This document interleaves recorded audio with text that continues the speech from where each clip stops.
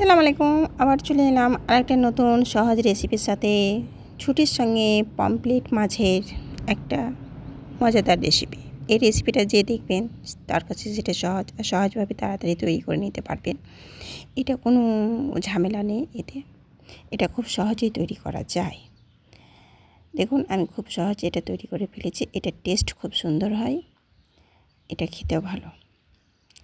একটা পরিবারে অনেক দিন থেকে ওই পরিবারের লোক খেতে পাচ্ছে না, কিন্তু একদিন কিভাবে কিছু খাবার তার সামনে এলো, কিন্তু সেখানে একটা মৌলবি সাহেব এসে বলছে যে এই পরিবারের কে খাবে না খাবে জানি না, তবে সবচেয়ে অধিকার আছে পরের বাড়ির মেয়েটার, তাকে আগে খাও, যদি বাঁচে তার পরিবার খাবে।